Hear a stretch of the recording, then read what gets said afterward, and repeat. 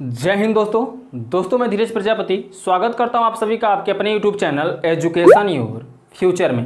तो दोस्तों इस वीडियो में मैं आपके लिए लेके आया हूं चैप्टर 14 का पार्ट 2 समतल पृष्ठों पर प्रकाश का परावर्तन लेसन का नाम है। यदि आपने पार्ट 1 अभी तक नहीं देखा है तो डिस्क्रिप्शन में उसका लिंक दिया गया है, आप वहां से जाकर देख सकते हैं। ठीक है दोस्तों, और अभी तक आपने मेरे चैनल को सब्सक्राइब नहीं किया है तो प्लीज़ चैनल को सब्सक्राइब कर लीजिए, क्योंकि दोस्तों इस चैनल पर आपको मैथ तो पढ़ाई दिया गया है, आपका यहाँ पे साइंस पढ़ाया जा रहा है, साइंस पूरा पढ़ाया जाएगा दोस्तों। इस पर आपका ऑल सब्जेक्ट पढ़ाया जाएगा, यानी आपके बोर्ड एग्जाम की पूरी तैयारी कराई जाएगी। इसलिए आप कहीं भटकिए मत, चैनल को सब्सक्राइब कर लीजिए, इसका पूरा लाभ उठाइए। ठीक है दोस्तों, और हाँ, अभी तक आपने इंस्टाग्राम पर मुझे फॉलो नहीं किया है तो प्लीज़ मुझे इंस्टाग्राम पर फॉलो कर लीजिए, क्योंकि वहाँ पर आपके पर्सनल क्वेश्चन का जवाब दिया जाता है। ठीक है, यदि आपको किसी भी क्वेश्चन प्रॉब्लम होता है तो आप मुझसे इंस्टाग्राम पर पूछ सकते हैं। ठीक है दोस्तों, बाकी आप तो खुद समझदार हैं, आपको क्या करना है क्या नहीं करना है आपके ऊपर डिपेंड करता है। ठीक है, तो चलिए दोस्तों मैं आपको पार्ट 2 में प्रकाश का परावर्तन पढ़ाऊंगा। ठीक है, देखो दोस्तों मैंने पार्ट 1 बता दिया है, उम्मीद करता हूं कि आपको बहुत अच्छे से समझ में आ चुका है। तो चलिए दोस्तों वहां से मैं आपके एक क्वेश्चन पूछता हूं, पार्ट 1 से मैं आपसे एक क्वेश्चन पूछता हूं, देखता हूं आपकी तैयारी हुई है अच्छे से या नहीं। मुझे उम्मीद है कि आप सभी लोग अच्छे से जवाब दे लोगे। चलो देखो दोस्तों, मैं आपसे पूछता हूं निम्नलिखित में से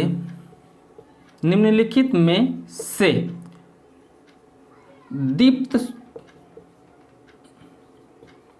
का उदाहरण है। ठीक है, ध्यान दीजिए, निम्नलिखित में से दीप्त का उदाहरण है। चलिए ध्यान दीजिए दोस्तों, ये आपका रहा क्वेश्चन, निम्नलिखित में से दीप्त का उदाहरण है। Option number A, B, C, D. मुझे कमेंट में जरूर बताइएगा। मैं आपसे पूछता हूं मोमबत्ती, सूर्य, लालटेन, उपयुक्त सभी। चलिए यहां लिख दीजिए दोस्तों, उपयुक्त सभी। यहां मैंने आपको 4 ऑप्शन भी दे दिया है। निम्नलिखित में से दीप्त का उदाहरण है, दीप्त वस्तुएं, आप कह सकते हैं दीप्त वस्तुएं का उदाहरण है या प्रदीप्त वस्तुएं का उदाहरण है। मोमबत्ती, सूर्य, लालटेन, उपयुक्त सभी। आप मुझे कमेंट में जरूर बताइएगा कि दीप्त का उदाहरण है, वेट रहेगा आपके कमेंट का। ठीक है दोस्तों, तो दोस्तों ये था आपका क्वेश्चन, रिप्लाई जरूर दीजिएगा। अब हम आपको पार्ट 2 में प्रकाश का परावर्तन पढ़ाने वाले हैं, तो चलिए प्रकाश के परावर्तन को आप देख लीजिए। बहुत इंपॉर्टेंट है दोस्तों, याद रखिएगा, ये आपके एग्जाम के लिए बहुत ही इंपॉर्टेंट है। अगर आप इसको तैयार नहीं करोगे तो 2 नंबर समझ लो छोड़ कर आओगे। ध्यान दीजिए दोस्तों, ये आपका 2 नंबर का पूछा जाता है। प्रकाश का परावर्तन अगर आपसे नहीं पूछेगा तो प्रकाश के परावर्तन के नियम पूछेगा आपसे। ठीक है, अभी मैं प्रकाश के परावर्तन का नियम भी आपको बताने वाला हूं। तो चलिए ध्यान दीजिए दोस्तों, मैं पहले से मैटर को लिख देता हूं, इसलिए लिख देता हूं ताकि वीडियो ज्यादा लंबा ना हो। ठीक है दोस्तों, तो ध्यान दीजिए दोस्तों, प्रकाश का परावर्तन, रिफ्लेक्शन ऑफ लाइट।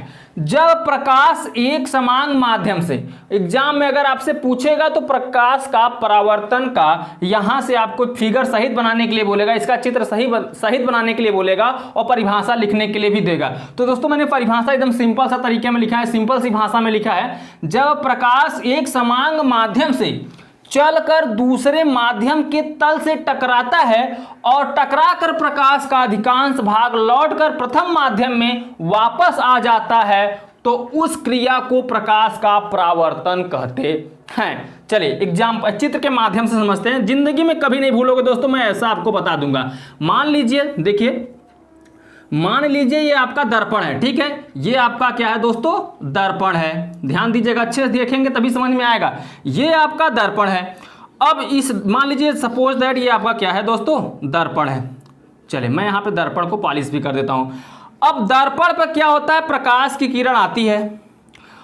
क्या बोला, जब प्रकाश एक समान माध्यम से चलकर दूसरे माध्यम के तल से टकराता है, दूसरे माध्यम के तल बोले तो इस दर्पण से टकराता है, तो टकराकर प्रकाश का फिर उसी दिशा में क्या हो जाता है, परावर्तन हो जाता है। बोला प्रकाश का अधिकांश भाग लौटकर प्रथम माध्यम में वापस आ जाता है। तो यहां से प्रकाश चलता है, फिर क्या होता है, ये आपका है आपतित किरण, इसको बोलते हैं आपतित किरण। ठीक है, आपतित किरण, इसको बोलते हैं परावर्तित किरण। ध्यान से देखिएगा, अभी मैं परिभाषा यहीं आपका तैयार करा दूंगा, जिंदगी में कभी नहीं भूलोगे। ये है आपतित किरण, ये है परावर्तित किरण। आपतित किरण का मतलब होता है आती हुई किरण, परावर्तित किरण का मतलब होता है जाती हुई किरण। अब यहां से अगर हम एक अभिलंब खींच दे सीधे, मान लो यहां पे मैं एक अभिलंब खींच देता हूं, अभिलंब इसको बोलते हैं क्या, अभिलंब, ठीक है, आप इसको लिख लीजिए, ठीक है, अभिलंब।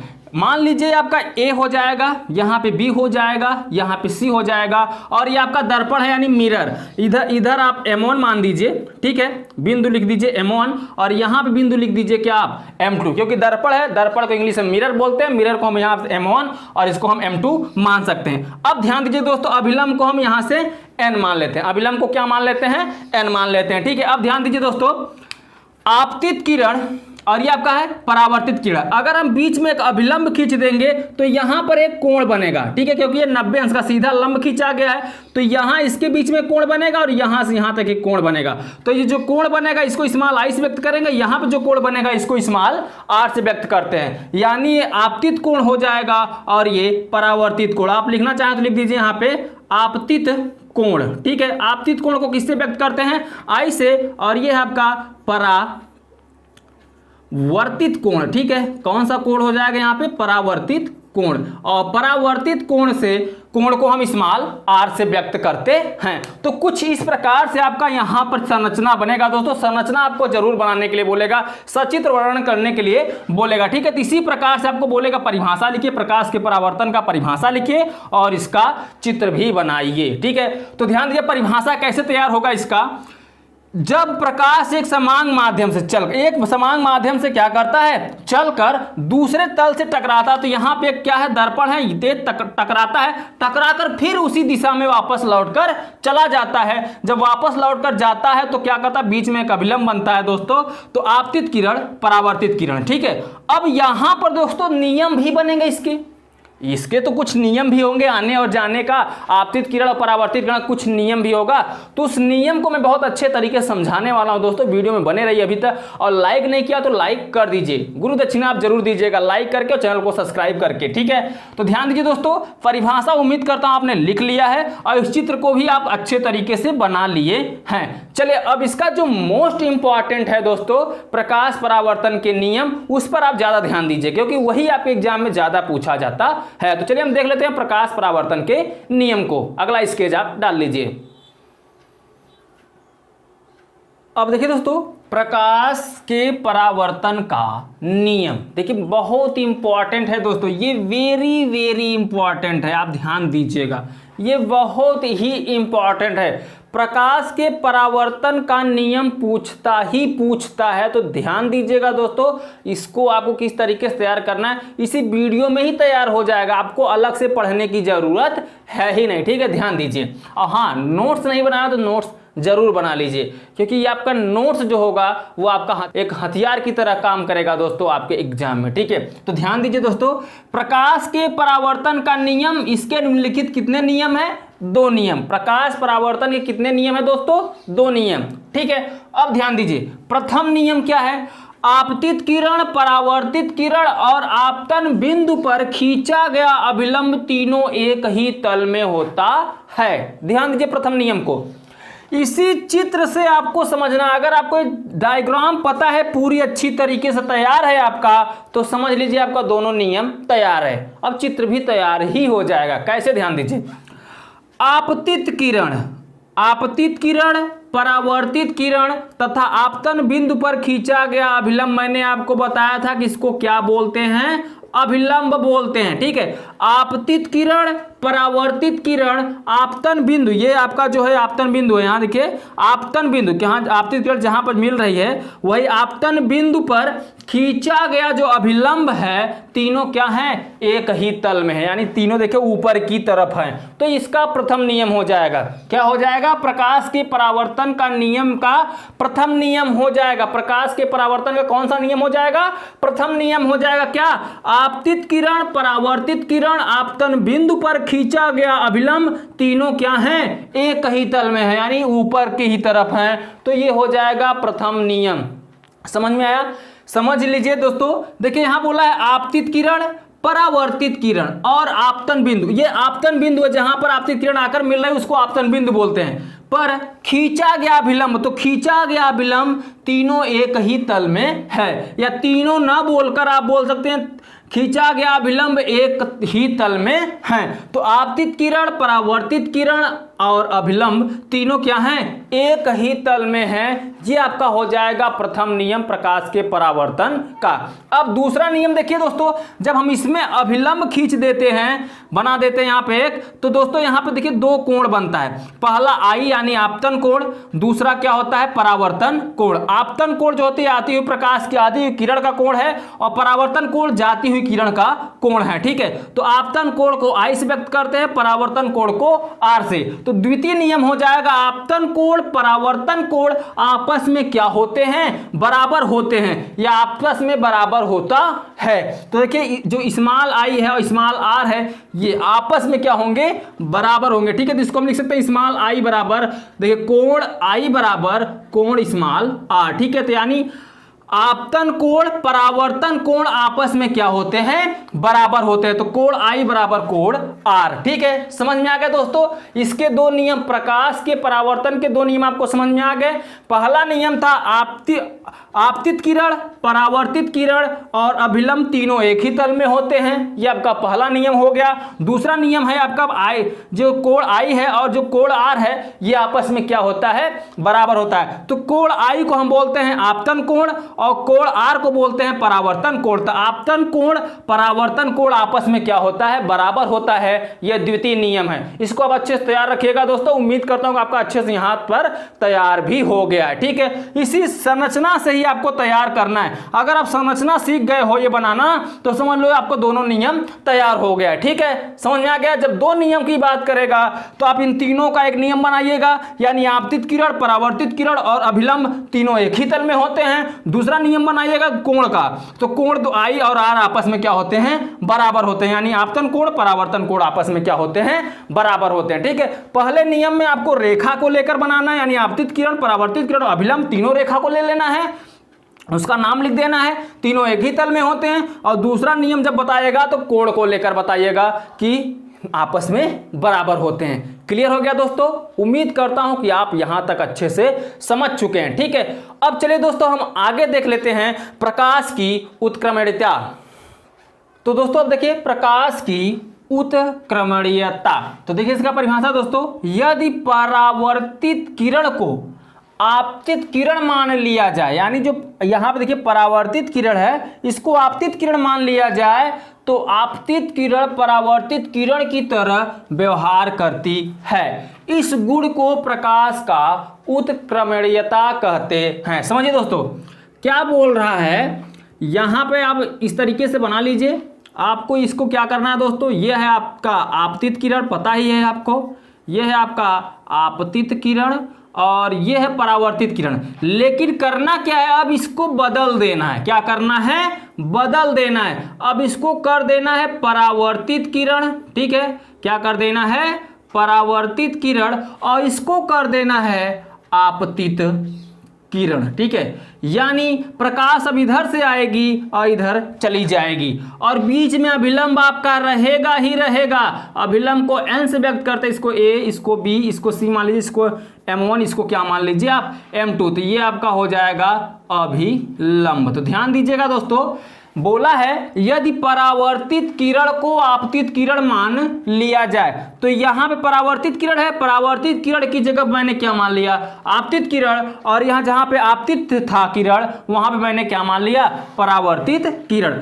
आपतित किरण की जगह परावर्तित किरण, परावर्तित किरण की जगह मैंने आपतित किरण कर दिया है। तो आपतित किरण परावर्तित किरण की तरह व्यवहार करती है, यानी व्यवहार इसका सेम ही रहेगा। ठीक है, आपतित किरण का जो व्यवहार है वही परावर्तित किरण का भी व्यवहार रहेगा। इस गुण को प्रकाश का उत्क्रमणीयता कहते हैं, यानी इसमें कोई चेंजिंग नहीं होगी, सिर्फ इसका नाम बदलने से इसके गुण में कोई भी चेंजिंग नहीं आएगी। ठीक है, तो इसी को हम क्या कहते हैं, प्रकाश का उत्क्रमणीयता कहते हैं। यानी जब आपतित किरण ये हुआ तो कोण आई इस तरफ आ जाएगा, और परावर्तित कोण इस तरफ हुआ, परावर्तित किरण इस तरफ हुआ तो कोण इसका आर इस तरफ आ जाएगा। यानी अब आपतित कोण इस तरफ होगा आपका, लिख दीजिए यहाँ पे आपतित कोण लिख दीजिएगा, और यहां पर लिख दीजिएगा परावर्तित कोण। ठीक है, ये हो जाएगा आपका परावर्तित कोण। अब कोण भी चेंज हो जाएगा। जब दोस्तों किरण चेंज होगा तो कोण भी क्या होगा, चेंज हो जाएगा, और इसी को हम बोलते हैं प्रकाश का उत्क्रमणीयता। ठीक है दोस्तों, समझ में आ गया। उम्मीद करता हूं कि आपको बहुत अच्छे से समझ में आ गया है। अपने नोट्स में इसको जरूर लिखिएगा। ठीक है दोस्तों, लिखना मत भूलिएगा, क्योंकि बहुत इंपॉर्टेंट है दोस्तों। ठीक है, जितने भी मैं बता रहा हूं बहुत इंपॉर्टेंट है, और बहुत ज्यादा हार्ड भी नहीं है, सो सिंपल है दोस्तों, बहुत ज्यादा सिंपल है, तो तैयार आसानी से हो जाएगा, इसलिए इसको तैयार कर भी लीजिए। ठीक है दोस्तों, जितना पढ़े रहेंगे उतना ही आपके लिए बेस्ट रहेगा। ठीक है दोस्तों, तो चलिए दोस्तों चलते हैं हम नेक्स्ट स्केच की तरफ। अगला स्केच है आपका प्रतिबिंब। अब देखिए दोस्तों, प्रतिबिंब, प्रतिबिंब को इंग्लिश में बोलते हैं इमेज, इमेज बोलते हैं। क्या बोलते हैं प्रतिबिंब को, इमेज। देखिए दर्पण में बनी, अब इसका परिभाषा जान लीजिए दोस्तों, प्रतिबिंब किसे कहते हैं। दर्पण में बनी आकृति को वस्तु का प्रतिबिंब कहते हैं। जैसे ये कांच हो गया, मिरर हो गया, इसमें जो फेस बनता है इंसान का, इसी को हम क्या बोलते हैं दोस्तों, इमेज यानी प्रतिबिंब बोलते हैं। प्रतिबिंब को एक नाम और दे सकते हैं, छाया। क्या दे सकते हैं दोस्तों, छाया। ठीक है, तो यहां पर इसका जो छाया होगा वो उसको ही को बोलेंगे क्या, प्रतिबिंब। ठीक है, अब देखिए प्रतिबिंब दो प्रकार का होता है। दर्पण में बनी आकृति को वस्तु का प्रतिबिंब कहते हैं, यह दो प्रकार का होता है। पहला होता है वास्तविक प्रतिबिंब, दूसरा होता है आभासी प्रतिबिंब। चलिए वास्तविक प्रतिबिंब को पहले हम समझते हैं। यदि परावर्तन के पश्चात प्रकाश की किरणें वास्तव में किसी बिंदु पर अपसरित होती हैं तो इसे वास्तविक प्रतिबिंब कहते हैं। देखिए दोस्तों, यदि परावर्तन के पश्चात प्रकाश का परावर्तन होता है, जैसे प्रकाश जब वापस लौटता है तो किरणें वास्तव में किसी बिंदु पर अपसरित होती, जाकर वहां पर रुकती हैं, ठहरती हैं, तो इसे वास्तविक प्रतिबिंब कहते हैं। जैसे देखिए वास्तविक प्रतिबिंब का एक उदाहरण ले लीजिए। इस प्रकार के प्रतिबिंब को पर्दे पर प्राप्त किया जाता है। जैसे आप सिनेमा उमनेमा में पहले देखते थे, पर्दा देखते थे। शादी बारात में गांव के बच्चे जो होंगे उनको पता होगा कि शादी बारात में पर्दे पे पहले क्या होता था, ये ऑर्केस्ट्रा नौटंकी नहीं जाता था। ठीक है, पहले क्या होता था कि पर्दे पर फिल्म दिखाया जाता था। या सिनेमा घर में आप जाते हो तो वहां पर जो शहर के बच्चे हैं वो तो अधिकतर सिनेमा घर में जाते होंगे, उनको पता होगा कि जो पर्दे पर दिखाया जाता है वो क्या होता है दोस्तों, आपका वास्तविक प्रतिबिंब होता है। कैसा प्रतिबिंब होता है, वास्तविक प्रतिबिंब होता है।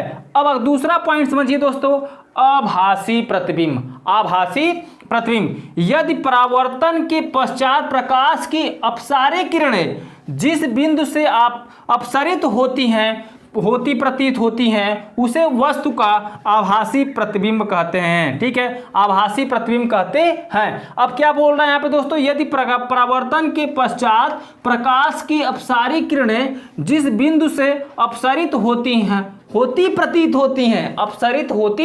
प्रतीत होती हैं उसे वस्तु का आभासी प्रतिबिंब कहते हैं। इस प्रकार के प्रतिबिंब को देखिए, इसका नोट देख लीजिए। इस प्रकार के प्रतिबिंब को पर्दे पर नहीं शो किया जा सकता, या पर्दे पर प्राप्त नहीं किया सकता, दिखाया नहीं जा सकता, बल्कि इसका फोटो लिया जा सकता है। ठीक है, आभासी प्रतिबिंब में आपका पर्दे पर दिखाया नहीं जा सकता प्रतिबिंब, लेकिन इसका फोटो लिया जा सकता है। लेकिन वास्तविक प्रतिबिंब में क्या किया जा सकता है दोस्तों, इसमें आपका दोस्तों फोटो नहीं लिया जा सकता, लेकिन प्रतिबिंब जो है वो पर्दे पर दिखाया जा सकता है। समझ में आया दोस्तों। तो ये रहा है आपका प्रतिबिंब। प्रतिबिंब दो प्रकार का होता है, यानी इमेज दो प्रकार का होता है, वास्तविक प्रतिबिंब और आभासी प्रतिबिंब। तो चलिए दोस्तों अब नेक्स्ट पॉइंट को देख लेते हैं, अगला स्केच देख लेते हैं। अब आपने पढ़ा प्रतिबिंब, इमेज पढ़ लिया, तो चलिए अब दर्पण के बारे में पढ़ लेते हैं। ठीक है, दर्पण है क्या, तो बने रहे वीडियो में दोस्तों। अब अगला स्केच है आपका दर्पण। अब देखिए दोस्तों, दर्पण, दर्पण को इंग्लिश में बोलते हैं हम मिरर या कांच भी बोल सकते हो, ठीक है दोस्तों। देखिए किसी पारदर्शी माध्यम तल के, हम लोग अपनी भाषा में इसको शीशा भी बोलते हैं, याद रखिएगा, किसी पारदर्शी माध्यम तल के एक पृष्ठ पर लाल ऑक्साइड बोल लीजिए या कलई, हिंदी में इसको बोलते हैं हम कलई, ठीक है, कलई कर देते हैं, ठीक है, यानी उस पे हम क्या पॉलिश लगा देते हैं। किसी पारदर्शी माध्यम तल के एक पृष्ठ पर लाल ऑक्साइड का लेप करके दूसरे पृष्ठ को परावर्तक पृष्ठ बना दिया जाए तो यह दर्पण बन जाता है। कहने का मतलब, अगर किसी पारदर्शी माध्यम को, माध्यम पारदर्शी मतलब उसमें जो प्रकाश का पूरा भाग क्या होता है, अधिकांश भाग पार कर जाता है, उसी को पारदर्शी बोलते हैं। लेकिन अगर पीछे लेप लगा दे लाल ऑक्साइड का तो जो पार होने वाला था अधिकांश भाग, अब वो पार होगा ही नहीं। तो जब होगा ही नहीं तो परावर्तक पृष्ठ बना दिया जाए तो यह दर्पण बन जाता है। यानी उसको हम क्या करें, परावर्तक, यानी जो हमारा अधिकांश भाग उस तरफ पार हो रहा था, अब पार ही ना हो, परावर्तक पृष्ठ यानी फिर रिटर्न दिखाए तो वह क्या हो जाएगा दोस्तों, दर्पण कहा जाएगा। अब दर्पण दो प्रकार का होता है, पहला समतल दर्पण यानी प्लेन मिरर, और दूसरा है दोस्तों गोलीय दर्पण यानी फेरिकल मिरर, ठीक है। तो ध्यान दीजिए दोस्तों, सबसे पहले हम समझ लेते हैं समतल दर्पण। ऐसे दर्पण जिनका परावर्तक पृष्ठ समतल होता है समतल दर्पण कहलाता है। तो परावर्तक पृष्ठ इसी को हम बोलते हैं दोस्तों। ये देखिए पृष्ठ आपका दिया समतल दर्पण है, अब यहाँ पे हमने क्या लगा दिया है, लाल ऑक्साइड। अब आगे की तरफ जो है ये परावर्तक पृष्ठ है। परावर्तक पृष्ठ का मतलब जब इस पे क्या होगा दोस्तों, प्रकाश पड़ेगा या कुछ फेस अगर हम यहाँ से जाएगा, अगर हम देखते हैं तो क्या होता है, इसकी जो दूरी होती है अनंत होती है। समतल दर्पण की जो फोकस दूरी होती है वो अनंत होती है, ठीक है। आप समझ लीजिएगा, ध्यान दीजिए दोस्तों, समतल दर्पण की जो दूरी होती है, फोकस दूरी, वो अनंत होती है। अगर इस पे से कोई किरण आएगी, ठीक है, तो क्या होगा, वो सीधे विचलित ना होकर इधर होगा परावर्तित। परावर्तित जो होगा थोड़े तिरछे में होगा, ठीक है। तो कह लीजिए ऐसे दर्पण जिनका परावर्तक पृष्ठ समतल होता है समतल दर्पण कहलाता है। आप इसको बना लीजिएगा आकृति में, ठीक है। अब देखिए इसका नोट, समतल दर्पण की फोकस दूरी अनंत होती है। मैंने अभी आपको पहले ही बता दिया कि जो समतल दर्पण की फोकस दूरी होती है वो अनंत होती है, ठीक है, समतल दर्पण की। अब अगला स्केच है दोस्तों दूसरा, गोलीय दर्पण। गोलीय दर्पण को हम बोलते हैं फेरिकल मिरर। यदि किसी कांच के खोखले गोले को, कांच का क्या हो, खोखला गोला हो, काट कर उसके एक पृष्ठ पर चांदी की पॉलिश की जाए। क्या की जाए दोस्तों, चांदी की पॉलिश कर दी जाए तो प्राप्त दर्पण गोलीय दर्पण कहलाता है। क्या कर रहे हैं, किसी कांच के खोखले गोले को काटकर, कोई कांच है उसका खोखला गोला काटकर और उसके पृष्ठ पर चांदी की पॉलिश कर दी जाए तो प्राप्त दर्पण गोलीय दर्पण कहलाता है। अब गोलीय दर्पण भी दो प्रकार का होता है, पहला अवतल दर्पण, दूसरा उत्तल दर्पण। तो चलिए अवतल दर्पण को भी हम पढ़ लेते हैं और उत्तल दर्पण को भी पढ़ लेते हैं, ठीक है दोस्तों। तो बने रहिए वीडियो में, चलिए हम देख लेते हैं अवतल दर्पण और उत्तल दर्पण। अब देखिए दोस्तों, गोलीय दर्पण के प्रकार मैंने आपको बताया, गोलीय दर्पण दो प्रकार के होते हैं, अवतल दर्पण, उत्तल दर्पण। उसके पहले मैंने आपको बताया था दर्पण दो प्रकार के होते हैं। कौन कौन से, समतल दर्पण, गोलीय दर्पण। तो गोलीय दर्पण दो प्रकार का होता है, पहला अवतल दर्पण, दूसरा उत्तल दर्पण। तो चलिए बारी बारी से दोनों दर्पणों को हम यहाँ पर देख लेते हैं, ठीक है। तो दोस्तों यहाँ पर आपके एग्जाम में बहुत ज्यादा यहाँ से क्वेश्चन पूछा ही नहीं जाता, दर्पण का परिभाषा लिखिए, लेकिन आपसे पूछा हो जाता है, मैं उसको बता देता हूं। दर्पण, अवतल दर्पण और उत्तल दर्पण का प्रयोग कहां पे होता है, क्यों किया जाता है, ये पूछा जाता है, ठीक है। तो मैंने यहां पर लिख रखा है, मैं आपको अच्छे से समझा देता हूं। यहां पे ध्यान दीजिए, अवतल दर्पण, अभी इसके पहले मैंने बताया था कि गोलीय दर्पण है क्या। गोलीय दर्पण को क्या करते हैं, खोखले गोले को हम काटते हैं और उस पर चांदी का पॉलिश करते हैं, ठीक है। तो यहाँ पर क्या कर रहे हैं, खोखले गोले को हम काट रहे हैं, उस पर हम चांदी का पॉलिश लगा रहे हैं, ठीक है। और इसके पहले जिस तरफ पॉलिश नहीं लगा है वो है आपका परावर्तक पृष्ठ। जिस तरफ पॉलिश नहीं, इस तरफ पॉलिश नहीं लगा है ना, तो ये है परावर्तक पृष्ठ। अब इस पे क्या होता है, प्रकाश पड़ती है तो क्या होता है दोस्तों, परावर्तक हो जाता है, परावर्तित हो जाता है, ठीक है। तो इसी को हम बोलते हैं, देखिए अवतल दर्पण में जो पॉलिश की जाती है वो बाहर की तरफ की जाती है, ठीक है। अवतल दर्पण में जो पॉलिश किया जाएगा वो बाहर की तरफ किया जाता है, लेकिन अगर उत्तल दर्पण की बात की जाए तो पॉलिश जो होता है अंदर की तरफ किया जाता है, ठीक है। समझ में आ गया? तो ध्यान दीजिए, पहले अवतल दर्पण के कुछ नोट्स हैं उसको ध्यान दे दीजिए। अवतल दर्पण का प्रयोग कहाँ पे किया जाता है और बहुत ज्यादा पूछा जाता है। जैसे आपसे केमिस्ट्री में पूछा जाता है कि दाढ़ी बनाते समय अगर दाढ़ी कट जाए, ठीक है, तो हम किसका प्रयोग करते हैं, वहां फिटकरी दिया रहता है, बहुत कुछ ऑप्शन दिया रहता है, तो हम फिटकरी को वहां पर टिक करते हैं, ठीक है। इसी प्रकार से फिजिक्स में भी क्वेश्चन पूछा जाता है कि हम दाढ़ी बनाने में या चेहरा देखने के लिए, फेस देखने के लिए हम किस दर्पण का प्रयोग करते हैं, तो किसका प्रयोग करते हैं दोस्तों, अवतल दर्पण का प्रयोग करते हैं। फेस देखने के लिए, दाढ़ी बनाने के लिए हम किस प्रकार के दर्पण का प्रयोग करते हैं, अवतल दर्पण का प्रयोग करते हैं। ये सब क्वेश्चन बहुत ज्यादा पूछे जाते हैं दोस्तों। अवतल दर्पण और उत्तल दर्पण का डिफिनीशन नहीं पूछा जाता, ठीक है, इसलिए मैंने लिखाया नहीं है। आप इसके उपयोग को जानिए, ठीक है। उपयोग में सब बहुत ज्यादा पूछा जाता है, तो इस पर ज्यादा फोकस आप करिएगा। तो अवतल दर्पण का प्रयोग हम दाढ़ी बनाने तथा फेस देखने के लिए करते हैं, ठीक है। और दूसरा दोस्तों, इसका प्रयोग डॉक्टर लोग भी करते हैं। देखिए, इसका प्रयोग डॉक्टर कान, नाक व गले के आंतरिक भागों को जांच करने के लिए करते हैं। अवतल दर्पण का प्रयोग डॉक्टर भी करते हैं। किस लिए करते हैं? आंख, कान व गले के आंतरिक भागों को जांचने के लिए या जांच करने के लिए करते हैं, ठीक है दोस्तों। समझ में आ गया? अवतल दर्पण का प्रयोग कहां होता है? दाढ़ी बनाने के लिए, फेस को देखने के लिए, और क्या करते हैं दोस्तों, इसका डॉक्टर लोग प्रयोग करते हैं आंतरिक भागों को चेक करने के लिए। जैसे कान हो गया, नाक हो गया, गला हो गया, ठीक है। समझ में आ गया? अब आप ध्यान दे लीजिए दोस्तों, उत्तल दर्पण। उत्तल दर्पण का प्रयोग कहां पर होता है? तो ध्यान दीजिए, पहले इसकी आकृति को समझ लीजिए।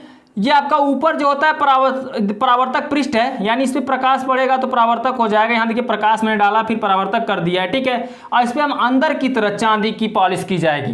परावर्तक अवतल दर्पण में मैंने बाहर की तरफ किया है, लेकिन अगर उत्तल दर्पण की बात की जाएगी तो उत्तल दर्पण में चांदी की जो पॉलिश होगी वो किस तरफ होगी दोस्तों?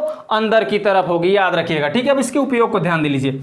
इसका उपयोग मोटर और ट्रकों में सीट के बगल में किया जाता है। बहुत ज्यादा क्वेश्चन पूछा जाता है यहां से दोस्तों कि जो मोटर वाहन होते हैं, बगल में जो साइड में कांच लगा होता है, जो ड्राइवर देखता है पीछे की तरफ, उसमें किस प्रकार के दर्पण का प्रयोग किया जाता है। तो ध्यान दीजिएगा दोस्तों, वहां पर हम उत्तल दर्पण का प्रयोग करते हैं। साइड मिरर जिसे बोलते हैं, गाड़ी की जो साइड मिरर होती है उसको क्या बोलते, किस प्रकार का दर्पण का प्रयोग करते हैं? उसमें उत्तल दर्पण का प्रयोग करते हैं। ध्यान दीजिए। दूसरा पॉइंट दोस्तों, सड़क पर लगे लैंपों में उत्तल दर्पण का प्रयोग किया जाता है। जो सड़क पर देखो अधिकतर लैंप लगे होते हैं, उत्तल दर्पण का है, वहां पर कि दोस्तों अवतल दर्पण का प्रयोग क्यों नहीं करते? चलिए बता देते हैं। देखिए, उत्तल दर्पण क्या करता है, ये जो प्रकाश होता है इसको बहुत ज्यादा फैला देता है, ठीक है। लेकिन ये अगर अवतल दर्पण में देखा जाए तो ये कला उसमें नहीं है, ठीक है। इसलिए जो सड़क पर लैंप लगे होते हैं सड़कों पर, क्या होता है दोस्तों, उसमें उत्तल दर्पण का प्रयोग किया जाता है,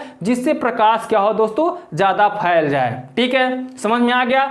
अब लास्ट पॉइंट देख लीजिए दोस्तों इस वीडियो का, पार्श्व उत्क्रमण, और इसी के बाद ये आपका चैप्टर समाप्त भी हो जाएगा। अगर आप पार्श्व उत्क्रमण पढ़ लेंगे तो चैप्टर आपका समाप्त हो जाएगा। बचेगा न्यूमेरिकल आपका अगले वीडियो में कराया जाएगा, ठीक है दोस्तों। तो ध्यान दीजिए, पार्श्व उत्क्रमण, समतल दर्पण में पार्श्व बदलने की घटना को उत्क्रमण कहते हैं। पार्श्व उत्क्रमण कहते हैं। पार्श्व मतलब होता है साइड। साइड आपको पता ही होगा, साइड। पार्श्व का मतलब क्या होता है? साइड। अगर साइड है, कांच है, कांच की साइड हम बदल देंगे तो इसी को हम बोलते हैं पार्श्व उत्क्रमण। समझ आ रहा है ना? ये कांच है, समझ लीजिए क्या है आपका, कांच है। अगर इसकी हम साइड बदल दें तो ये क्या हो गया, इसका पार्श्व उत्क्रमण हो जाएगा। समझ में आया दोस्तों? तो दोस्तों इसको फटाफट लिख लीजिएगा, अच्छे से लिख लीजिएगा, क्योंकि आपके एग्जाम में सब यही काम देने वाला है। तो उम्मीद कर रहा हूं दोस्तों आपको बहुत अच्छे से समझ में आ चुका है। अब बचे हुए न्यूमेरिकल हैं जो दोस्तों, जो भी बचा है इस चैप्टर में सब समाप्त हो चुका है। जो भी बचा है वो न्यूमेरिकल बचा है। न्यूमेरिकल आपका अगले वीडियो में करा दिया जाएगा, ठीक है दोस्तों। ज़्यादा बड़ा वीडियो बनाऊंगा तो आपको बोरिंग फील होगा, आप अच्छे से पढ़ नहीं पाओगे।